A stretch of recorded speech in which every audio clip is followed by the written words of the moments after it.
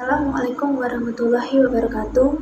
Nama saya Ardelia Kusuma Wijaya Sakti, NIM 20803102028. Saya dari jurusan Administrasi Keuangan, Fakultas Ekonomi dan Bisnis Universitas Jember.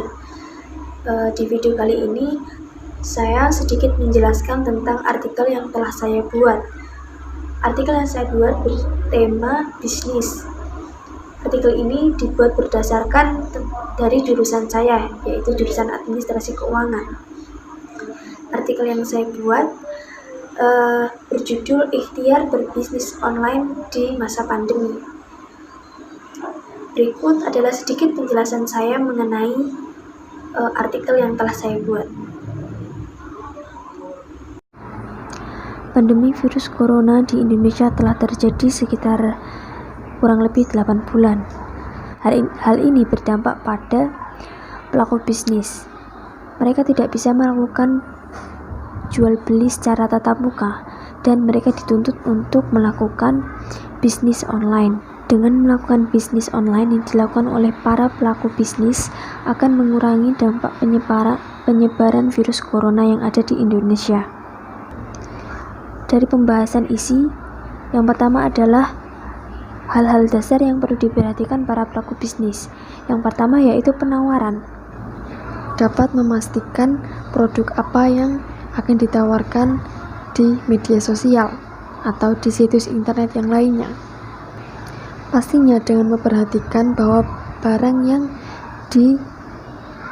yang akan dijual dapat memberikan keuntungan bagi bisnis online-nya. Akan lebih baik jika barang yang dijual di situs internet yaitu barang-barang yang digunakan sehari-hari. Nah, yang kedua yaitu pengunjung.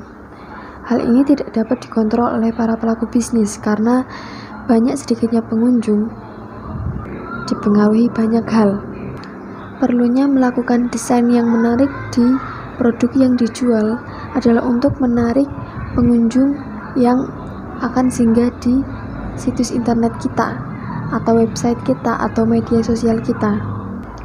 Jika banyak pengunjung yang suka dengan produk kita, maka akan menarik pengunjung lainnya untuk mampir ke website kita.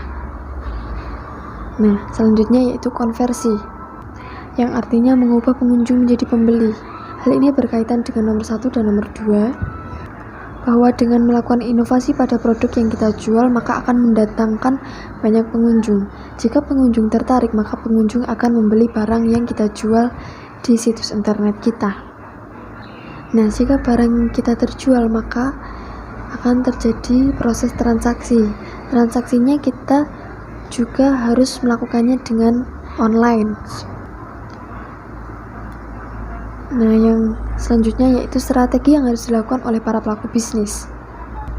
Yang pertama yaitu melalui website toko online atau blog, lalu strategi pemasaran dengan mengoptimasi website toko online, lalu memanfaatkan sosial media, kemudian membuat komunitas atau forum untuk memperbanyak pengunjung, lalu promosi produk melalui iklan.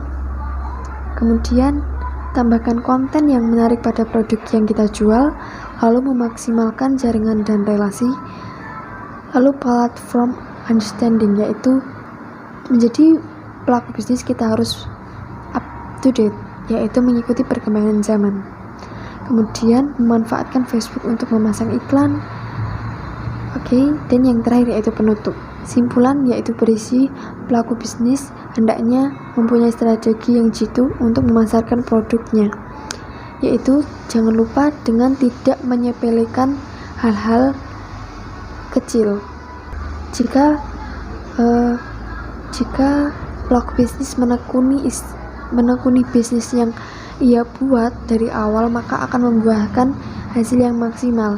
Dapat diputuskan bahwa bisnis online efektif dilakukan di masa pandemi ini dengan memanfaatkan berbagai situs media sosial untuk mengembangkan usaha-usaha. Lalu saran yang dibuat yaitu kepercayaan diri oleh pelaku bisnis perlu diterapkan pada diri masing-masing. Tidak hanya itu, para pelaku bisnis harus memiliki tekad yang kuat untuk tetap sukses dan berkembang dengan cara melakukan strategi dan tidak mengabaikan hal-hal kecil yang dapat menimbulkan resiko bagi usaha yang didirikannya. Yang terakhir yaitu bukti plagiasi yang menunjukkan bahwa artikel yang saya buat memiliki plagiasi hanya sekitar 10%, meliputi website-website tersebut. Nah, artikel tersebut dibuat oleh saya sendiri dan sekian yang dapat saya jelaskan mengenai artikel yang telah saya buat. Kurang lebihnya saya mohon maaf jika terdapat kesalahan kata. Sekian, wassalamualaikum warahmatullahi wabarakatuh.